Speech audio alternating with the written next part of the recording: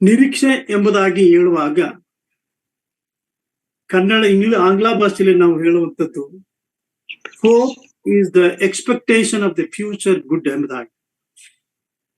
ಮುಂದಿನ ಭವಿಷ್ಯತ್ ಕಾಲದಲ್ಲಿ ಇರುವಂತ ಒಳ್ಳೆಯದನ್ನ ಎದುರು ನೋಡುವಂತ ಒಂದು ಕ್ರಿಯೆಯನ್ನೇ ನಾವು ನಿರೀಕ್ಷೆ ಎಂಬುದಾಗಿ ನಾವು ಅರ್ಥೈಸಿಕೊಳ್ಳಬಹುದು. ಪ್ರಿಯವಾದವರೇ, ಈ ನಿರೀಕ್ಷೆಯು ನಮ್ಗೆ ಯಾರಿಂದ ಬರ್ತದೆ ಎಂಬುದಾಗಿ, ಯಾವ ವಾಕ್ಯ ಆಧಾರ ಎಂಬುದಾಗಿ ನಾವು ಗಮನಿಸುವಾಗ ಯೋಹಾನ ಬರೆದ ಸುವಾರ್ತೆ 3ನೇ ಅಧ್ಯಾಯ 16ನೇ ವಚನ ನಮ್ಗೆಲ್ಲರಿಗೂ ಬಾಯ್ಪಾಠದ ವಚನ. ಅದು ದೇವರ ಪ್ರೀತಿಯಿಂದಲೇ ನಮಗೆ ಈ ನಿರೀಕ್ಷೆಯು ಉಂಟಾಗುವಂಥದ್ದು ಅಥವಾ ಬರುವಂತದ್ದಾಗಿದೆ. ಎರಡನೇದಾಗಿ ನಾವು ನೋಡುವಾಗ ಈ ನಿರೀಕ್ಷೆ ಯಾವುದಕ್ಕಾಗಿ ಎಂಬುದಾಗಿ ನಾವು ನೋಡುವಾಗ, ನಾವು ಹೊಂದಿರುವಂತಹ ರಕ್ಷಣೆ ಮತ್ತು ನಾವು ಹೊಂದಬೇಕಾದಂತ ನಿತ್ಯ ಜೀವದ ಪಟ್ಟಣದ ನಿರೀಕ್ಷೆಯಲ್ಲಿ ನಾವು ಇರುವಂತವರಾಗಿದ್ದೇವೆ. ಇವುಗಳಲ್ಲಿ ದೇವರ ಪ್ರೀತಿ ಬಹಳ ಪ್ರಾಮುಖ್ಯವಾಗಿ ನಮಗೆ ಕಂಡು ಬರುವಂತದ್ದಾಗಿದೆ. ಯಾಕಂದ್ರೆ ನಮ್ಮಲ್ಲಿ ನಿರೀಕ್ಷೆಯನ್ನ ಹುಟ್ಟಿಸಿದ ಆತನೇ, ಆತನ ಪ್ರೀತಿಯ ಒತ್ತಾಯವೇ. ನಾವು ಆತನು ಬರುವಾಗ ನಾವು ಪರಲೋಕಕ್ಕೆ ಅಥವಾ ಎತ್ತಲ್ಪಡುವಂತಹ ಸಂದರ್ಭದಲ್ಲಿ ನಾವು ಎಲ್ಲಿಗೆ ಹೋಗ್ತೇವೆ ಎಂಬುದಾಗಿ ನಮಗೆ ಚೆನ್ನಾಗಿ ಗೊತ್ತುಂಟು. ಅಲ್ಲಿ ಯಾವ ನಂಬಿಕೆ ಆಗ್ಲಿ ನಿರೀಕ್ಷೆಗಳಾಗ್ಲಿ ಇರುವುದಿಲ್ಲ. ಯಾಕಂದ್ರೆ ನಾವು ಆಗ್ಲೇ ಮಹಿಮಾ ಶರೀರವನ್ನ ಅಥವಾ ನಮ್ಮ ದೇಹಗಳನ್ನು ಮಾರ್ಪಟ್ಟು ನಿರ್ಲಯತ್ವವನ್ನ ಧರಿಸಿಕೊಂಡವರಾಗಿ ಆ ಲೋಕದಲ್ಲಿ ಅಂದ್ರೆ ಪರಲೋಕದಲ್ಲಿ ನಾವು ಇರ್ತೇವೆ. ಅಲ್ಲಿ ಇರುವಂತದ್ದು ಒಂದೇ ಪ್ರೀತಿ. ಆ ಪ್ರೀತಿಯ ಆ ಪಟ್ಟಣದಲ್ಲಿ ನಾವು ಇರುವಂತವರಾಗಿದ್ದೇವೆ ಎಂಬತಕ್ಕಂತ ಆ ದೃಢ ವಿಶ್ವಾಸದಲ್ಲಿ ನಾವು ಈ ಲೋಕದಲ್ಲಿ ಕ್ರಿಸ್ತಿಯ ಸಮಾಜದಲ್ಲಿ, ಕ್ರಿಸ್ತಿಯ ಜೀವಿತದಲ್ಲಿ ಪ್ರತಿಯೊಬ್ಬ ವಿಶ್ವಾಸಿಯು ಈ ರೀತಿಯಲ್ಲಿ ಇಂಥ ಒಂದು ನಿರೀಕ್ಷೆಯನ್ನ ಇಟ್ಟುಕೊಂಡವರಾಗಿ ನಡೆಯುವಂತವರಾಗಿದ್ದಾರೆ. ಹಾಗಾಗಿ ಪ್ರಿಯರೇ, ಈ ಲೋಕದಲ್ಲಿ ನಾವು ನಿರೀಕ್ಷೆಗೆ ಸಂಬಂಧಪಟ್ಟಂತ ವಿಷಯಗಳನ್ನ ನಾವು ಅವಲೋಕನ ಮಾಡುವಾಗ, ವಿಶೇಷವಾಗಿ ಇಲ್ಲಿ ನಾವು ಒಂದು 4 ವಿಧವಾದಂತ ನಿರೀಕ್ಷೆಗಳನ್ನ ನಾವು ಈ ಲೋಕದಲ್ಲಿ ನಾವು ಕಾಣಬಹುದು ಎಲ್ಲಾ ಜನರ ಮಧ್ಯದಲ್ಲಿ. ನಾನು ಆ ವಿಷಯವನ್ನ ನಾನು ಹೆಚ್ಚು ಒತ್ತು ಕೊಡೋದಿಲ್ಲ. ಆದ್ರೆ ಇರುವಂತ ಈ ಭೌಮಿಕ ಯಾತ್ರೆಯಲ್ಲಿ ನಮ್ಮಲ್ಲಿ ಕಂಡು ಬರ್ತಕ್ಕಂಥ ಒಂದು ನಿರೀಕ್ಷೆ ಅದು ಸ್ವಾಭಾವಿಕವಾಗಿ ಪ್ರತಿಯೊಬ್ಬ ಮನುಷ್ಯನಲ್ಲೂ ಇದೆ. ಅವನಿಗೆ ವಿಶ್ವಾಸಿ ಆಗ್ಲಿ ಅವಿಶ್ವಾಸಿಯಲ್ಲಿ ಒಂದಲ್ಲ ಒಂದು ವಿಷಯದಲ್ಲಿ ಪ್ರತಿಯೊಬ್ಬರಿಗೂ ಒಂದು ನಿರೀಕ್ಷೆ ಅನ್ನುವುದು ಉಂಟು. ನಿರೀಕ್ಷೆ ಇಲ್ಲದಂತ ಮನುಷ್ಯ ಯಾರಿಗಿರ್ಲಿಕ್ಕೆ ಸಾಧ್ಯ ಇಲ್ಲ. ಅದರಲ್ಲೂ ವಿಶೇಷವಾಗಿ ಕ್ರಿಸ್ತನ ಮಕ್ಕಳಾಗಿರುವಂತವರೆಲ್ಲರಲ್ಲಿಯೂ ಕೂಡ ನಿರೀಕ್ಷೆ ಇದ್ದೇ ಇರಬೇಕು, ಇದ್ದೇ ಇರ್ತದೆ. ನಿರೀಕ್ಷೆ ಇಲ್ಲದ ಕ್ರೈಸ್ತನು ಇರುವುದಕ್ಕೆ ಸಾಧ್ಯ ಇಲ್ಲ. ಸೊ ಹಾಗಾಗಿ ಪ್ರಿಯರೇ, ಸ್ವಾಭಾವಿಕವಾದಂತಹ ನಿರೀಕ್ಷೆ ಈ ಪ್ರಪಂಚದಲ್ಲಿ ನಾವು ನೋಡ್ಬೋದು. ಅನೇಕ ಆಸೆಗಳ ನಿರೀಕ್ಷೆಯನ್ನ ಇಟ್ಕೊಂಡು ಅನೇಕ ರೀತಿಯಲ್ಲಿ ಜನರು ಹೋಗುವಂತದನ್ನು ನೋಡ್ಬಹುದು. ಅಥವಾ ಅಸಾಧ್ಯವಾದದ್ದನ್ನ ನೆನಪಿಗೆ ತಂದುಕೊಂಡು ಅದನ್ನ ಹೊಂದುವಂತ ನಿರೀಕ್ಷೆಯಲ್ಲಿ ಅನೇಕರನ್ನ ನಾವು ಕಾಣಬಹುದು. ಹಾಗೆ ನಾವು ಎಲ್ಲಾ ರೀತಿಯಲ್ಲಿ ಬಹಳ ಪ್ರಾಮುಖ್ಯವಾಗಿ ಆತ್ಮೀಯವಾದಂತ ಭರವಸೆಯೊಂದಿಗೆ ಅಂತ ಒಂದು ನಿರೀಕ್ಷೆಯಲ್ಲಿ ಸರ್ವೇ ಸಾಮಾನ್ಯವಾಗಿ ನಾವೆಲ್ಲರೂ ಕೂಡ ಇರ್ತೇವೆ. ಪ್ರಿಯವಾದವರೇ, ನಾವು ಈ ನಿರೀಕ್ಷೆಯ ಜೀವಿತ ನಮಗೆ ಎಷ್ಟರ ಮಟ್ಟಿಗೆ ಅದು ಯಾವ ವಿಷಯಗಳನ್ನ ನಮ್ಗೆ ತಿಳಿಸಿಕೊಡುವಂತದ್ದಾಗಿದೆ, ಅದರ ಮೌಲ್ಯತೆಗಳೇನು, ಅದನ್ನ ನಾವು ಎಷ್ಟರ ಮಟ್ಟಿಗೆ ಅವುಗಳನ್ನ ನಾವು ಹೊಂದಿಕೊಳ್ಳಿಕ್ಕೆ ನಾವು ಬದ್ಧರಾಗಿದ್ದೇವೆ ಅಥವಾ ಯೋಗ್ಯರಾಗಿದ್ದೇವೆ ಅನ್ನುವಂತ ವಿಷಯಕ್ಕೆ ನಾನು ಈ ಸಂದರ್ಭದಲ್ಲಿ ಕೆಲವು ಅಂಶಗಳನ್ನ ನಿಮ್ಮ ಜೊತೆಯಲ್ಲಿ ನಾನು ಹಂಚಿಕೊಳ್ಳಿಕ್ಕೆ ಇಷ್ಟಪಡುತ್ತೇನೆ. ಹಾಗಾಗಿ ಈ ನಿರೀಕ್ಷೆ ಅನ್ನುವಂಥದ್ದು ಅದರ ಒಂದು ವಿವರಣೆ ಅಥವಾ ಅದರ ವಿಷಯ ಏನೆಂಬುದಾಗಿ ನಾವು ನೋಡುವಾಗ, ಅಥವಾ ಪ್ರಾಮುಖ್ಯವಾಗಿ ನಿರೀಕ್ಷೆಯು ನಮಗೆ ತಿಳಿಸುವಂತ ಅಂಶಗಳು ಯಾವುದು ಎಂಬುದಾಗಿ ನಾವು ಗಮನಿಸುವುದಾದ್ರೆ, ನೀವು ಪೇತ್ರನ ಬರೆದ ಪತ್ರಿಕೆ 1ನೇ ಅಧ್ಯಾಯ 1 ಪೇತ್ರ 1ನೇ ಅಧ್ಯಾಯ 3ನೇ ವಚನದಲ್ಲಿ ನಾವು ಹೀಗೆ ಓದ್ತೇವೆ. ಅಲ್ಲಿ ನಾವು ಮುಖ್ಯವಾಗಿ ನಿರೀಕ್ಷೆಯು ನಮಗೆ ತಿಳಿಸುವಂತ ವಿಷಯ ಏನೆಂಬುದಾಗಿ ಅಲ್ಲಿ ಗಮನಿಸ್ತೇವೆ. ಒಂದನೆಯ ಪೇತ್ರ 1ನೇ ಅಧ್ಯಾಯ 3ನೇ ವಚನದಿಂದ. ನಮ್ಮ ಕರ್ತನಾದ ಯೇಸು ಕ್ರಿಸ್ತನ ತಂದೆಯು ದೇವರು ಆಗಿರುವ ಆತನಿಗೆ ಸ್ತೋತ್ರವಾಗಲಿ. ಆತನು ಯೇಸು ಕ್ರಿಸ್ತನನ್ನ ಸತ್ತವರೊಳಗಿಂದ ಎಬ್ಬಿಸಿದರಲ್ಲಿ ತನ್ನ ಮಹಾ ಕರುಣಾನುಸಾರವಾಗಿ ನಮ್ಮನ್ನು ತಿರುಗಿ ಜೀವಿಸುವಂತೆ ಮಾಡಿ ಜೀವಕರವಾದ ನಿರೀಕ್ಷೆಯನ್ನ ನಮ್ಮಲ್ಲಿ ಹುಟ್ಟಿಸಿ ನಮ್ಮನ್ನು ಲಯ, ಕಳಂಕ, ಕ್ಷಯಗಳಿಲ್ಲದ ಬಾಧ್ಯತೆಯನ್ನ ಎದುರು ನೋಡುವವರನ್ನಾಗಿ ಮಾಡಿದನು ಎಂಬುದಾಗಿ ನಾವು ಓದ್ತೇವೆ. ಇಲ್ಲಿ ನಾನು ಅಂಶಗಳನ್ನ ನ್ಯಾರೇಟ್ ಮಾಡೋದಕ್ಕೆ ಹೋಗಲ್ಲ. ಎಷ್ಟು ಬೇಕು ಅಷ್ಟು ವಿಷಯಗಳನ್ನ ನಾನು ನಿಮ್ ಜೊತೆಲಿ ಧ್ಯಾನ ಮಾಡ್ಲಿಕ್ಕೆ ನಾನು ಇಷ್ಟಪಡ್ತೇನೆ. ಇಲ್ಲಿ ನಾವು ಮುಖ್ಯವಾಗಿ ಇಲ್ಲಿ ಗಮನಿಸ್ತಕ್ಕಂಥದ್ದು, ಆ ವಾಕ್ಯ ನಮ್ಗೆ ತಿಳಿಸುವಂತದ್ದ ಏನಂದ್ರೆ, ತನ್ನ ಮಹಾ ಕರುಣಾನುಸಾರವಾಗಿ ನಮ್ಮನ್ನು ತಿರುಗಿ ಜೀವಿಸುವಂತೆ ಮಾಡಿ ಜೀವಕರವಾದ ನಿರೀಕ್ಷೆಯನ್ನ ನಮ್ಮಲ್ಲಿ ಹುಟ್ಟಿಸಿದನು ಎಂಬುದಾಗಿ ನಾವು ಓಡ್ತೇವೆ. ನಾವು ನಮ್ಮ ಪೂರ್ವ ಸ್ಥಿತಿಗತಿಗಳನ್ನ ನಾವು ನೋಡುವಾಗ ನಮ್ಗೆ ಚೆನ್ನಾಗಿ ಗೊತ್ತುಂಟು ನಮ್ಮ ಸ್ಥಿತಿ ಏನಾಗಿತ್ತು. ಇಲ್ಲಿ ತಿರುಗಿ ಜೀವಿಸುವಂತೆ ಎಂಬುದಾಗಿ ನಾವು ನೋಡುವಾಗ ಮೂಲತಃ ನಾವು ಪೂರ್ವದಲ್ಲಿ ಏನಾಗಿದ್ವಿ ಅಂತಂದ್ರೆ, ರೋಮಾಪುರದವರ ಬರೆದ ಪತ್ರಿಕೆ 6ನೇ ಅಧ್ಯಾಯ 23ನೇ ವಚನದಲ್ಲಿ ನೋಡುವಂತದ್ದು ಏನಂದ್ರೆ, ಪಾಪದ ಸಂಬಳ ಮರಣ ಎಂಬುದಾಗಿ. ಮರಣಕ್ಕೆ ಪಾತ್ರರಾಗಿದ್ದಂತ ನಮಗೆ, ಮರಣಕ್ಕೆ ನಾವು ನಿತ್ಯ ನರಕಕ್ಕೆ ಪಾತ್ರರಾಗಿದ್ದಂತ ನಮ್ಮನ್ನ ಕರ್ತನಾದಂತ ಯೇಸು ಕ್ರಿಸ್ತನು ತನ್ನ ಶಿಲುಬೆಯ ಮೇಲೆ ತಾನು ಯಜ್ಞವಾಗಿ ತನ್ನನ್ನೇ ತಾನು ಸಮರ್ಪಿಸಿಕೊಳ್ಳುವುದರ ಮೂಲಕವಾಗಿ ನಾವಲ್ಲಿ ಗಮನಿಸುವಂತವರಾಗಿದ್ದೇವೆ.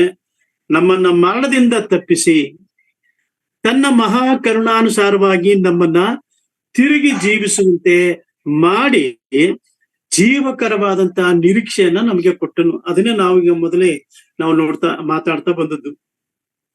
ನಮಗೆ ಬಹಳ ವಿಶೇಷವಾಗಿ ನಾವು ನೋಡುವಂಥದ್ದು ತಿರುಗಿ ಜೀವಿಸುವಂತೆ ಮಾಡಿ. ನಾವು ಎಲ್ಲರೂ ಕೂಡ ಮರಣಕ್ಕೆ ಪಾತ್ರರಾಗಿದ್ದೆವು, ಮರಣವೇ ನಮ್ಮ ಗತಿ ಆಗಿತ್ತು. ಆದ್ರೆ ಈಗಲಾದ್ರೂ ನಾವು ಮರಣವನ್ನ ಈ ದೇಹಕ್ಕೆ ಬರುವಂತ ಮರಣವನ್ನ ಹೊಂದುವುದು ಆದರೂ ನಾವು ಹೊಂದುವಂತವರೇ, ಅದನ್ನ ಯಾರು ತಪ್ಪಿಸ್ಕೊಳ್ಳಕ್ ಸಾಧ್ಯ ಇಲ್ಲ. ಯಾಕಂದ್ರೆ ನಾವು ನಿರೀಕ್ಷೆ ಇಟ್ಟುಕೊಂಡಿರ್ತಕ್ಕಂಥ ಪರಲೋಕ ರಕ್ತ ಮಾಂಸಗಳಿಂದ ಕೂಡಿದ್ದಲ್ಲ, ಅದು ಮಹಿಮಾ ಶರೀರದಿಂದ ಮಹಿಮಾ ಒಂದು ಲೋಕ.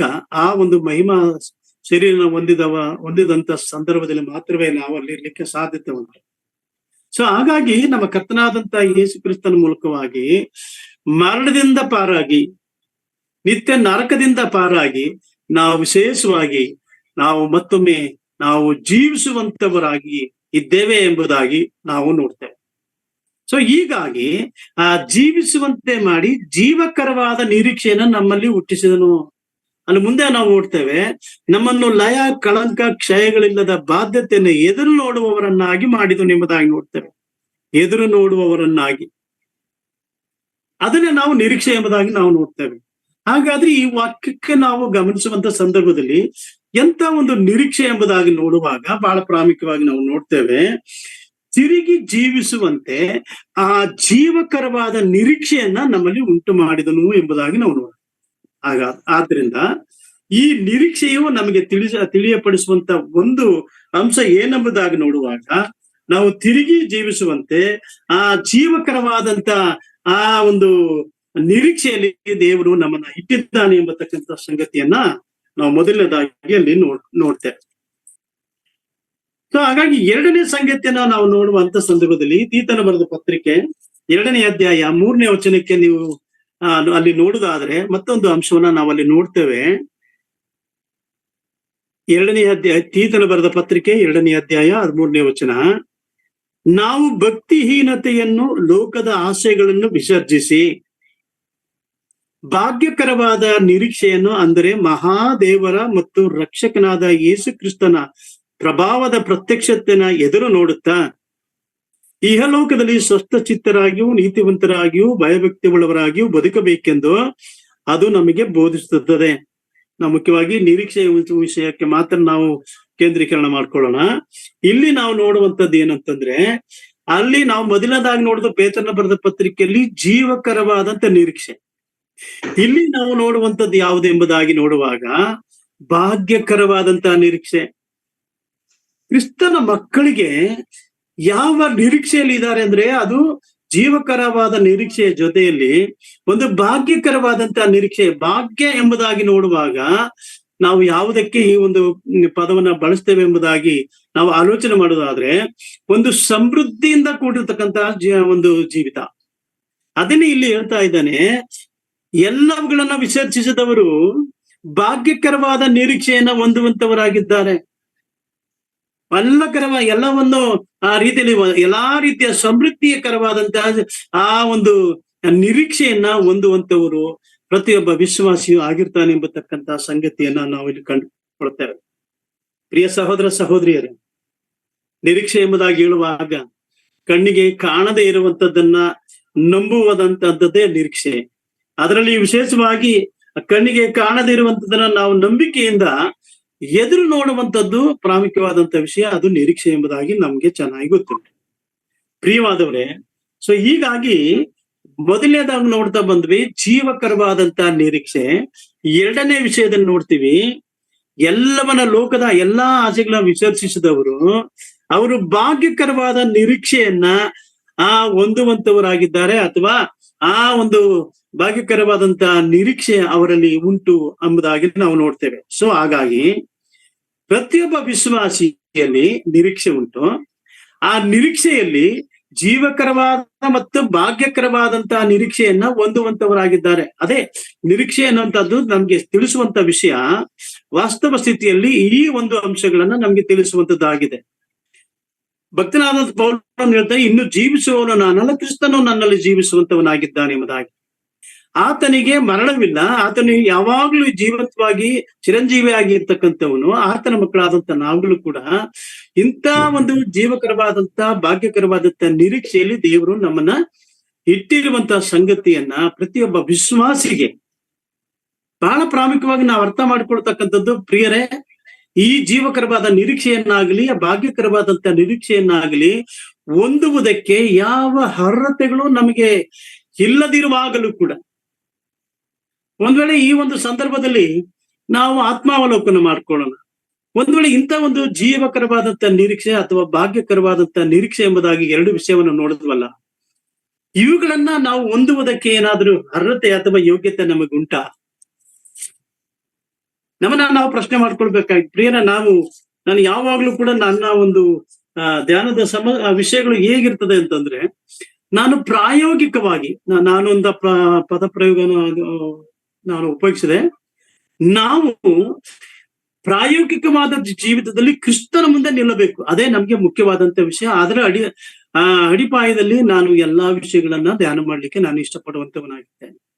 ಹಾಗಾಗಿ ಪ್ರಿಯ ಸಹೋದರ ಸಹೋದರಿಯರೇ, ಭಾಗ್ಯಕರವಾದಂತ ನಿರೀಕ್ಷೆ, ಜೀವಕರವಾದಂತ ನಿರೀಕ್ಷೆ ಎಂಬುದಾಗಿ ನಾವು ಕೇಳಿದ್ದೇವಲ್ಲ, ಅವುಗಳನ್ನ ಹೊಂದುವುದಕ್ಕೆ ಯಾವ ಅರ್ಹತೆಗೂ ನಮಗೆ ಇಲ್ಲದಿರುವಂತಹ ಸಂದರ್ಭದಲ್ಲಿಯೂ ಕೂಡ ಕರ್ತನ ಕೃಪೆಯ ಮಾತ್ರ ಅದನ್ನು ನಮಗೆ ದೊರಕುವಂತೆ ಮಾಡಿತು ಎಂಬುದನ್ನ ನಾವು ಈ ವಾಕ್ಯಗಳಲ್ಲಿ ನಾವು ಕಂಡುಕೊಳ್ಬಹುದು. ಒಂದು ವೇಳೆ ನೀವು 2 ಥೆಸಲೋನಿಕದವರ ಬರೆದ ಪತ್ರಿಕೆ 2ನೇ ಅಧ್ಯಾಯ 16ನೇ ವಚನದಲ್ಲಿ ನೋಡುವಾಗ ಅಲ್ಲೊಂದು ವಿಷಯವನ್ನು ನೋಡ್ತೇವೆ. 16ನೇ ವಚನದಲ್ಲಿ ನಾವು ಈಗ ಓದ್ತೇವೆ, ನಮ್ಮನ್ನು ಪ್ರೀತಿಸಿ ನಮಗೆ ನಿತ್ಯವಾದ ಆದರಣೆಯನ್ನ, ಉತ್ತಮವಾದ ನಿರೀಕ್ಷೆಯನ್ನ ಕೃಪೆಯಿಂದ ಅನುಗ್ರಹಿಸಿದನು ಎಂಬುದಾಗಿ ನೋಡಿ. ಅದನ್ನ ನಾವು ನೋಡೋದು ಜೀವಕರವಾದಂತ ನಿರೀಕ್ಷೆ, ಭಾಗ್ಯಕರವಾದಂತ ನಿರೀಕ್ಷೆ. ಈ ನಿರೀಕ್ಷೆಗಳು ಎಂತ ನಿರೀಕ್ಷೆ ಅಂತೆ? ಉತ್ತಮವಾದಂತ ನಿರೀಕ್ಷೆ. ಈ ಉತ್ತಮವಾದಂತ ನಿರೀಕ್ಷೆ ಆತನು ತನ್ನ ಕೃಪೆಯಿಂದಲೇ ಅನುಗ್ರಹಿಸಿದ್ದಾನೆ ಎಂಬುದಾಗಿ. ನಾವು ಕೃಪೆಯಿಂದಲೇ ರಕ್ಷಣೆಯನ್ನು ಹೊಂದಿದ್ದೇವೆ. ಈಗ ನಾವು ಕೃಪೆಯಿಂದಲೇ ಆತನ ಕೃಪೆಯಿಂದಲೇ ನಾವು ನಿರೀಕ್ಷೆಯನ್ನ ಇಟ್ಟುಕೊಂಡವರಾಗಿ ಎದುರು ನೋಡುವಂತವರಾಗಿದೆ. ಇದು ಪ್ರತಿಯೊಬ್ಬ ವಿಶ್ವಾಸಿಯಲ್ಲೂ ಕಂಡು ಬರ್ತಕ್ಕಂಥ ಒಂದು ಅತ್ಯಂತ ಪ್ರಾಮುಖ್ಯವಾದಂತ ಗುಣಲಕ್ಷಣ. ಸೊ ಹಾಗಾಗಿ ಇಲ್ಲಿ ಒಂದು ಉತ್ತಮವಾದಂತ ಒಳ್ಳೆಯ ಸ್ಥಿತಿಗೆ ಅಲ್ಲಿ ನಾವು ಉತ್ತಮವಾದ ನಿರೀಕ್ಷೆಯನ್ನು ಕೃಪೆಯಿಂದ ಅನುಗ್ರಹಿಸಿದ ನಮ್ಮ ತಂದೆಯಾದ ದೇವರು, ನಮ್ಮ ಕರ್ತನಾದ ಯೇಸು ಕ್ರಿಸ್ತನು ನಮ್ಮ ಹೃದಯಗಳನ್ನು ಸಂತೈಸಿ ಸಕಲ ಸತ್ಕಾರ್ಯದಲ್ಲಿಯೂ ಸದ್ವಾಕ್ಯದಲ್ಲಿಯೂ ದೃಢಪಡಿಸಲಿ. ಆತನ ಸದ್ವಾಕ್ಯದಲ್ಲಿ ನಮ್ಮನ್ನ ದೃಢಪಡಿಸುವಂತ ಒಂದು ಕಾರ್ಯಕ್ಕೆ ದೇವರ ಕೈಗೆ ನಾವು ಒಪ್ಪಿಸಿಕೊಡುವಂಥದ್ದು. ಹಾಗೆ ಒಪ್ಪಿಸಿಕೊಡುವಾಗ ಆತನ ಕೃಪೆಗೆ ಪಾತ್ರರಾಗಿ ನಾವು ಒಂದು ಉತ್ತಮವಾದಂತ ನಿರೀಕ್ಷೆ, ಭಾಗ್ಯಕರವಾದಂತ ನಿರೀಕ್ಷೆ, ಜೀವಕರವಾದಂತ ನಿರೀಕ್ಷೆಯನ್ನ ಇಟ್ಟುಕೊಳ್ಳುವಾಗ ಅದನ್ನ ನಾವು ಅದನ್ನ ಅನುಭವಿಸಲಿಕ್ಕೆ ನಾವು ಶಕ್ತರಾಗ್ತೇವೆ.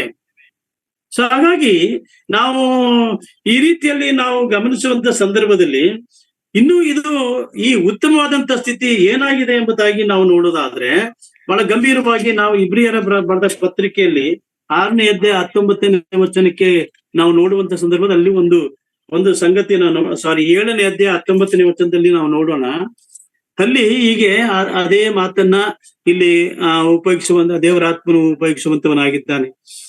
ಅದು ಕೊನೆಯ ಭಾಗವನ್ನ ನಾನು ಓದಲಿಕ್ಕೆ ಇಷ್ಟಪಡ್ತೇನೆ. 19ನೇ ವಚನದ ಕೊನೆಯ ಭಾಗ. ಅದಕ್ಕೆ ಬದಲಾಗಿ ಉತ್ತಮವಾಗಿರುವ ಒಂದು ನಿರೀಕ್ಷಾ ಆಧಾರವು ಪ್ರಾಬಲ್ಯಕ್ಕೆ ಬಂತು. ಈ ನಿರೀಕ್ಷಾ ಆಧಾರವು ನಮ್ಮನ್ನು ದೇವರ ಸನ್ನಿಧಿಗೆ ಸೇರಿಸುವಂಥದ್ದು. ನಮ್ಮ ನಿರೀಕ್ಷೆಗೆ ಆಧಾರನು ಈಗ ನಾವು ನೋಡ್ತಾ ಬಂದ್ವಿ, ದೇವರ ಕೃಪೆಯಿಂದ ನಾವು ರಕ್ಷಿಸಲ್ಪಟ್ಟಿದ್ದೇವೆ. ದೇವರ ಕೃಪೆಯಿಂದಲೇ ಇಂಥ ಒಂದು ನಿರೀಕ್ಷೆ ನಮಗುಂಟು. ಇಲ್ಲಿ ಏನ್ ಹೇಳ್ತಾ ಇದ್ದಾನೆ, ನಿರೀಕ್ಷೆಗೆ ಆಧಾರ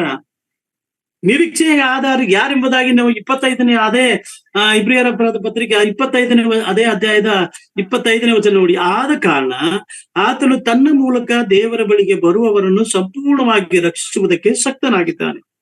ಅವರಿಗೋಸ್ಕರ ವಿಜ್ಞಾಪನೆ ಮಾಡುವುದಕ್ಕೂ ಯಾವಾಗಲೂ ಬದುಕುವವನಾಗಿದ್ದಾನೆ ಎಂಬುದಾಗಿ ನಾವು ನೋಡ್ತೇವೆ. ಆದ್ರಿಂದ ಪ್ರಿಯ ಸಹೋದರ ಸಹೋದರಿಯರೇ, ಇಲ್ಲಿ ಒಂದು ಉತ್ತಮವಾದಂತ ನಿರೀಕ್ಷೆ ಯಾವ ಉದ್ದೇಶಕ್ಕಾಗಿ ಎಂಬುದಾಗಿ ನೋಡುವಾಗ ಆ ಉತ್ತಮವಾದ ನಿರೀಕ್ಷೆಯು ನಮ್ಮನ್ನ ದೇವರ ಸಾಮೀಪ್ಯಕ್ಕೆ, ದೇವರ ಸನ್ನಿಧಿಗೆ ನಮ್ಮನ್ನ ನಡೆಸುವಂತದ್ದಾಗಿದೆ. ನಾವೆಲ್ಲರೂ ಎದುರು ನೋಡ್ತಾ ನಾವು ದೇವರ ಸನ್ನಿಧಾನಕ್ಕೆ ಹೋಗುವಂತವರು. ಯಾವ ಸಂದರ್ಭದಲ್ಲಿ ದೇವರ ಸಮಕ್ಷಮಕ್ಕೆ ನಾವು ನಿಲ್ಲಲಿಕ್ಕೆ ಯೋಗ್ಯತೆ ಇಲ್ಲದಿರುವಂತ ಸಂದರ್ಭದಲ್ಲಿ ಕರ್ತನಾದಂತ ಯೇಸು ಕ್ರಿಸ್ತನು ಈ ಲೋಕಕ್ಕೆ ಬಂದು ತನ್ನ ಯಜ್ಞದ ಮೂಲಕವಾಗಿ ದೇವರ ಸಮಕ್ಷಮಕ್ಕೆ ನಮ್ಮನ್ನ ನಡೆಸಿದನು. ನಾವು ಆತನ ಮೂಲಕವಾಗಿ ಧೈರ್ಯವಾಗಿ ದೇವರ ಬಳಿಯಲ್ಲಿ ನಿಲ್ಲಲಿಕ್ಕೆ ಸಾಧ್ಯವಾಯಿತು. ನಾವು ಯಾಜಕರಾಗಿ ಆ ತೆರೆಯನ್ನ ದಾಟಿ ಆತನ ಸಾಮೀಪ್ಯಕ್ಕೆ ಹೋಗಿ ನಮ್ಮ ಆರಾಧನೆಯನ್ನ ಸಲ್ಲಿಸುವುದಕ್ಕೆ ಅವಕಾಶ ಸಿಕ್ತು ಎಂಬತಕ್ಕಂಥದ್ದು ನೋಡ್ತೇವೆ. ಅದೇನೇ ಹೇಳ್ತಾ ಇರೋದ್ರಿ, ಉತ್ತಮವಾದ ನಿರೀಕ್ಷೆ ಅದು ಯಾವುದು ಎಂಬುದಾಗಿ ಆತನ ಸಾಮೀಪ್ಯಕ್ಕೆ ನಡೆಸುವಂಥದ್ದು. ನಾವು ದೂರವಾಗಿದ್ದವರು, ನಾವು ಮರಣಕ್ಕೆ ನರಕಕ್ಕೆ ಪಾತ್ರರಾಗಿದ್ದಂತವ್ರು, ಆದ್ರೆ ಅವುಗಳಿಂದ ಬಿಡಿಸಿ ನಮ್ಮನ್ನ ದೇವರ ಸಾಮೀಪ್ಯಕ್ಕೆ ನಡೆಸುವಂತ ಒಂದು ವಿಷಯವನ್ನ ಇಲ್ಲಿ ನಾವು ನೋಡ್ತೇವೆ. ಹಾಗಾಗಿ ಉತ್ತಮವಾಗಿರುವ ದೇವರ ಸನ್ನಿಧಿಗೆ ನಡೆಸುವಂತದ್ದೇ ಇಲ್ಲಿ ನಿರೀಕ್ಷೆಗೆ ಒಂದು ಆಧಾರ. ಅದನ್ನ ನಾವಿಲ್ಲಿ ನೋಡ್ತಾ ಇದ್ದೇವೆ. ಈ ನಿರೀಕ್ಷೆಯ ಆಧಾರವು ನಮ್ಮನ್ನು ದೇವರ ಸನ್ನಿಧಿಗೆ ಸೇರಿಸುವಂತದ್ದು. ಸೊ ಹಾಗಾದ್ರೆ ನಿರೀಕ್ಷೆ ಎಂಬುದಾಗಿ ಹೇಳುವಾಗ ನಮ್ಮನ್ನ ದೇವರ ಸನ್ನಿಧಾನಕ್ಕೆ ನಡೆಸುವಂತದ್ದಾಗಿದೆ ಎಂಬುದಾಗಿ ನಾವಲ್ಲಿ ನೋಡ್ತೇವೆ. ನಾವು ಇದೇ ಪುಸ್ತಕದಲ್ಲಿ 6ನೇ ಅಧ್ಯಾಯ 19ನೇ ವಚನಕ್ಕೆ ನಾವು ಹೋಗುವಾಗ ಅಲ್ಲಿ ಒಂದು ಮಾತನ್ನು ನೋಡ್ತೇವೆ. ಈ ಆಧಾರಗಳನ್ನು 6ನೇ ಅಧ್ಯಾಯ 19ನೇ ವಚನ, ಈ ಆಧಾರಗಳನ್ನು ಕೊಟ್ಟದ್ದರಲ್ಲಿ ಯಾವ ಆಧಾರಗಳು ಅಂತ ನಮ್ಗೆ ಗೊತ್ತುಂಟು.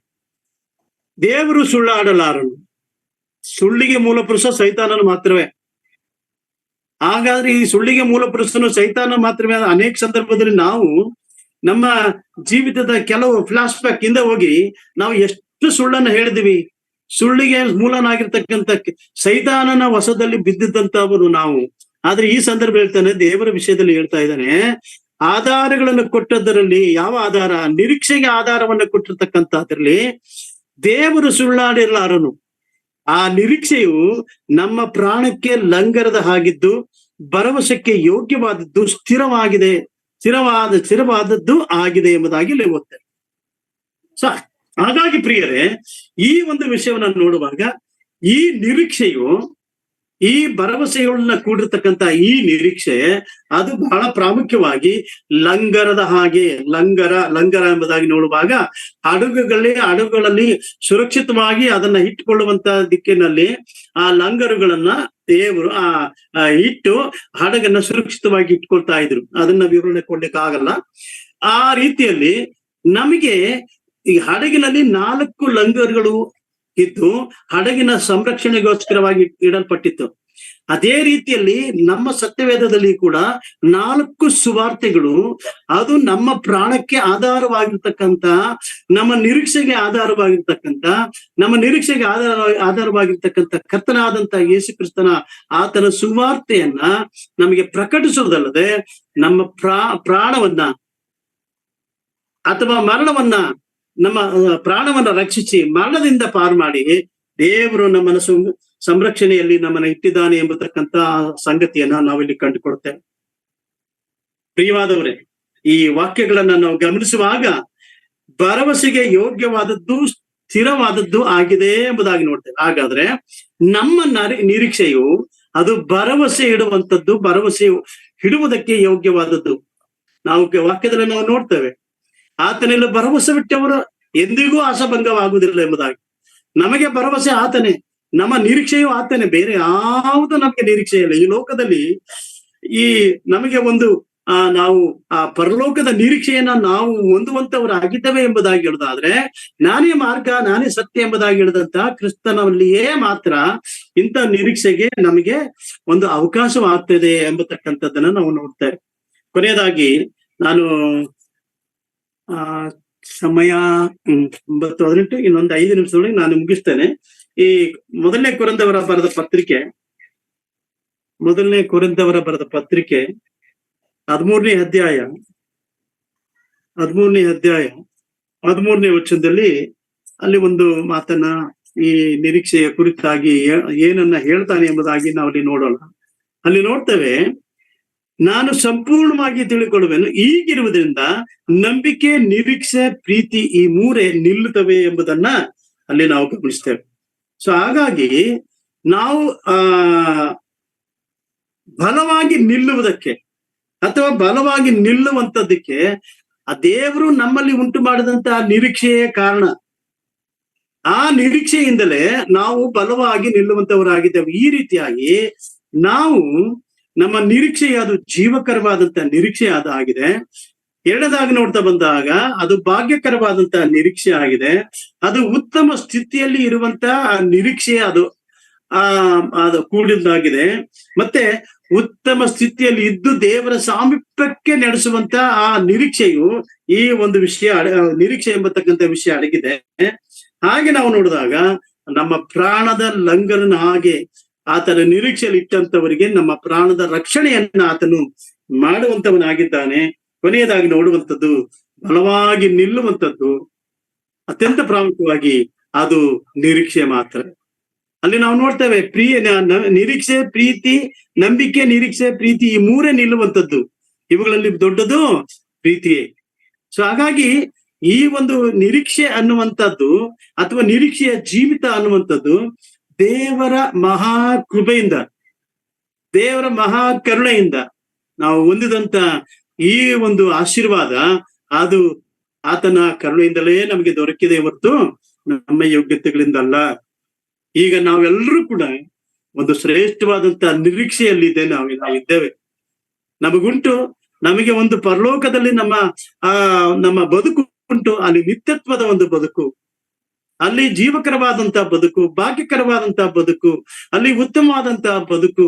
ಅಲ್ಲಿ ನಾನು ಮೊದಲೇ ನಿಮ್ಗೆ ಹೇಳ್ತಾ ಬಂದಾಗ ಈ ಪರಲೋಕದಲ್ಲಿ ಅಲ್ಲಿ ಯಾವುದಿರಲ್ಲ, ಒಂದೇ ಒಂದು ಉಳಿಯುವಂಥದ್ದು ಪ್ರೀತಿ ಮತ್ತೆ ಸಮೃದ್ಧಿ. ಇಂಥ ಒಂದು ಜೀವಿತದಲ್ಲಿ ಒಳಗೊಂಡಂತ ವಿಷಯವೇ ನಿರೀಕ್ಷೆ ಎಂಬುದಾಗಿ ಆ ನಿರೀಕ್ಷೆಗೆ ಸಂಬಂಧಪಟ್ಟಂತ ವಿಷಯಗಳನ್ನ ನಾವಿಲ್ಲಿ ತಿಳಿಸುವ ಕಲಿಯುವಂತವರಾಗಿದ್ದೇವೆ. ನನ್ನ ಪ್ರಿಯ ಸಹೋದರ ಸಹೋದರಿಯರೇ, ನನ್ನ ಸಮಯ ಈಗ 9:22 ಆಗಿದೆ. ನಾನು ಇನ್ನು ಕೆಲವು ವಿಷಯಗಳನ್ನ ನಾನು ಒಂದು ಅಂಶಗಳನ್ನ ಹೇಳಿ ನಾನು ಮುಂದೆ ಹೋಗ್ತೇನೆ. ನಾವು ಇಲ್ಲಿ ತನಕ ನಿರೀಕ್ಷೆಯ ವಿಷಯವು ನಮಗೆ ತಿಳಿಸುವಂತದ್ದೇನು ಅಥವಾ ಅದರ ಮೌಲ್ಯತೆಗಳು ಏನೆಂಬುದಾಗಿ ನಾವು ನೋಡ್ತಾ ಬಂದ್ವಿ. ಈಗ ನಾನು ಕೊನೆಯದಾಗಿ ಇನ್ನು ಒಂದು 2-3 ನಿಮಿಷದಲ್ಲಿ ನಾನು ಈ ನಿರೀಕ್ಷೆಗೆ ಸಂಬಂಧಪಟ್ಟಂತ ಅಥವಾ ಇಂತಹ ನಿರೀಕ್ಷೆಯು ನಮ್ಮಲ್ಲಿ ಏನನ್ನ ಉಂಟು ಮಾಡ್ತದೆ, ನಮ್ಮ ನಿರೀಕ್ಷೆಯ ಜೀವಿತ ಯಾವ ಹಾದಿಗೆ ನಮ್ಮನ್ನ ಕರೆದುಕೊಂಡು ಹೋಗ್ತದೆ, ಎಲ್ಲಿಗೆ ಅದು ನಡೆಸುವಂತದ್ದಾಗಿದೆ ಎಂಬತಕ್ಕಂಥದ್ದನ್ನ ನಾನು ಕೆಲವು ರೆಫರೆನ್ಸ್ಗಳನ್ನು ಹೇಳಿ ಅದರ ಅಂಶವನ್ನ ಹೇಳಿ ನಾನು ಮುಂದೆ ಹೋಗ್ತೇನೆ. ಮೊದಲನೇದಾಗಿ ನೋಡುವಾಗ 1 ಯೋಹಾನ ಬರೆದ ಪತ್ರಿಕೆ 3ನೇ ಅಧ್ಯಾಯ 3ನೇ ವಚನದಲ್ಲಿ ನೋಡುವಾಗ ಅಲ್ಲಿ ನಮ್ಮನ್ನು ನೋಡ್ತಾರೆ, ನಮ್ಮನ್ನು ಅಲ್ಲಿ ನಿರೀಕ್ಷೆ ಇಟ್ಟಿರುವವರಿಗೆ ಶುದ್ಧ ಮಾಡಿಕೊಳ್ಳುವುದಕ್ಕೆ, ನಿರೀಕ್ಷೆ ಇಟ್ಟಂತವನು ಅಥವಾ ನಿರೀಕ್ಷೆ ಇಟ್ಟಿರುವವನಿಗೆ ತನ್ನನ್ನು ಶುದ್ಧ ಮಾಡಿಕೊಳ್ಳಲು ಕಾರ್ಯ ಸಾಧಕವಾಗ್ತದೆ. ನಿರೀಕ್ಷೆ ಅನ್ನುವಂಥದ್ದು ಆ ಒಂದು ವಿಷಯ. ನಾನು ನಿರೀಕ್ಷೆಯಲ್ಲಿರುವಾಗ ಎಂತಹ ನಿರೀಕ್ಷೆ, ನಾನು ಆ ಪರಿಶುದ್ಧ ಪಟ್ಟಣ, ಆ ಪರಲೋಕದ ಪಟ್ಟಣಕ್ಕೆ ನಾನು ಹೋಗ್ಬೇಕಾದ್ರೆ ನಾನು ಎಂತ ಒಂದು ಸಿದ್ಧತೆಯಲ್ಲಿ ಇರಬೇಕು ಎಂಬತಕ್ಕಂಥ ಅಂಶವನ್ನ ನಾವು ಗಮನಿಸೋದಾದ್ರೆ ಅಲ್ಲಿ ನಾವು ಗಮನಿಸುವಂತದ್ದು ಶುದ್ಧತೆಯನ್ನ ಮಾಡಿಕೊಳ್ಳಬೇಕು ಅಥವಾ ಶುದ್ಧತೆಯಲ್ಲಿ ನಮ್ಮನ್ನ ಅದು ನಡೆಸುವಂತದ್ದಾಗಿದೆ ಅಥವಾ ಶುದ್ಧತ್ವವನ್ನ ನಮ್ಮಲ್ಲಿ ಉಂಟು ಮಾಡುವಂತದ್ದಾಗಿದೆ ಎಂಬುದಾಗಿ ಒಂದನೇ ಅಂಶವನ್ನ ನೋಡ್ತೇವೆ. ಎರಡನೇ ಅಂಶವನ್ನು ನೋಡುವಾಗ ನಿರೀಕ್ಷೆ ಅನ್ನುವಂಥದ್ದು ಅದು ಬಹಳಷ್ಟು ತಾಳ್ಮೆಯನ್ನ, ಆ ತಾಳ್ಮೆ ನಮಗೆ ಚೆನ್ನಾಗಿ ಅದು ನಮ್ಗೆ ಕಲಿಸಿಕೊಡುವಂತದ್ದಾಗಿದೆ. ಯಾಕಂದ್ರೆ ಈ ನಿರೀಕ್ಷೆ ಅಂತ ಹೇಳುವಾಗ ಇದು ಒಂದು ರೀತಿಯಲ್ಲಿ ತಾಳ್ಮೆ ಇಲ್ಲದೆ ಹೋದ ಪಕ್ಷದಲ್ಲಿ ನಾವು ನಿರೀಕ್ಷೆಯನ್ನ ಕಳೆದುಕೊಳ್ತೇವೆ. ಅನೇಕ ಸಂದರ್ಭದಲ್ಲಿ ನಾವು ಕಾಯ್ಬೇಕಾಗತ್ತೆ. ಎದುರು ನೋಡುವವರಾಗಿದ್ದೇವೆ ಎಂಬುದಾಗಿ ನೋಡುವಾಗ ಅದು ಈ ಕ್ಷಣದಲ್ಲಿ ಆಗುವಂತದ್ದಲ್ಲ. ಈಗ ಬರ್ತದೆ ಎಂಬುದಾಗಿ ಎದುರು ನೋಡುವಂತವರಾಗಿದ್ದೇವೆ, ಆದ್ರೆ ಯಾವಾಗ ಬರ್ತಾನೋ ನಮಗೆ ಗೊತ್ತಿಲ್ಲ. ಹಾಗಾಗಿ ಈ ಒಂದು ವಿಷಯ ರೋಮಾಪುರದವರ ಪತ್ರಕ್ಕೆ 8ನೇ ಅಧ್ಯಾಯ 25ನೇ ವಚನಕ್ಕೆ ನೀವು ಗಮನ ಇಡೋದಾದ್ರೆ ಅಲ್ಲಿ ತಾಳ್ಮೆಯನ್ನ ಹುಟ್ಟಿಸುವಂತ ತಳಹದಿ ಅದು ನಿರೀಕ್ಷೆ. ತಾಳ್ಮೆಯನ್ನ ಉಂಟು ಮಾಡುವಂತ ತಳಹದಿ ಅದು ನಿರೀಕ್ಷೆ ಆಗಿದೆ ಎಂಬತಕ್ಕಂಥ ಅಂಶವನ್ನ ಅಲ್ಲಿ 2ನೇ ಅಂಶ ನಾವು ನೋಡ್ತೇವೆ. 3ನೇ ಅಂಶಕ್ಕೆ ನೀವು ನೋಡುವಾಗ ಅದೇ ರೋಮಾಪುರದವರದ ಪತ್ರಿಕೆ 5ನೇ ಅಧ್ಯಾಯ 4 ಮತ್ತು 5ನೇ ವಚನಕ್ಕೆ ನೀವು ನೋಡುವುದಾದ್ರೆ ಅಲ್ಲಿ ಆ ತಾಳ್ಮೆ ವಿಷಯವನ್ನೇ ಮುಂದುವರಿಸುತ್ತಾ ತಾಳ್ಮೆಯಿಂದ ಅನುಭವ ಸಿದ್ಧಿ ಉಂಟು ಮಾಡ್ತದೆ. ತಾಳ್ಮೆಯಿಂದ ಅನುಭವ ಸಿದ್ಧಿ. ಅನುಭವ ಇಲ್ಲದಿದ್ರೆ ನಾವು ಜೀವನದಲ್ಲಿ ಅನೇಕ ರೀತಿಯಲ್ಲಿ ಸೋತು ಹೋಗ್ಬಿಡ್ತೇವೆ ಪ್ರಿಯರೇ. ಹಾಗಾಗಿ ಆ ನಿರೀಕ್ಷೆಯು ನಮ್ಮನ್ನ ಎಂದಿಗೂ ಭಂಗಪಡಿಸುವುದಿಲ್ಲ, ಧೈರ್ಯವನ್ನು ಉಂಟು ಮಾಡ್ತದೆ. ಮತ್ತೊಂದು ಅಂಶ ರೋಮಾಪುರದವರ ಬರೆದ ಪತ್ರಿಕೆ 12ನೇ ಅಧ್ಯಾಯ 12ನೇ ವಚನ ನೋಡ್ತೇವೆ. ಕ್ರೈಸ್ತರು ನಿರೀಕ್ಷಿಸುವ ಮಹಾಪದವಿಯನ್ನ ನೆನೆಸಿ ಉಲ್ಲಾಸಗೊಳ್ಳಿರಿ ಎಂಬುದಾಗಿ ಅಲ್ಲಿ ಓದ್ತೇವೆ. ಉಲ್ಲಾಸ. ಸೊ ಹಾಗಾಗಿ ಈ ಒಂದು ವಿಷಯವು ನಮ್ಮಲ್ಲಿ ಆತ್ಮಿಕವಾದಂತ ಉಲ್ಲಾಸವು ನಮ್ಮಲ್ಲಿ ಉಂಟು ಮಾಡುವಂತದ್ದಾಗಿದೆ.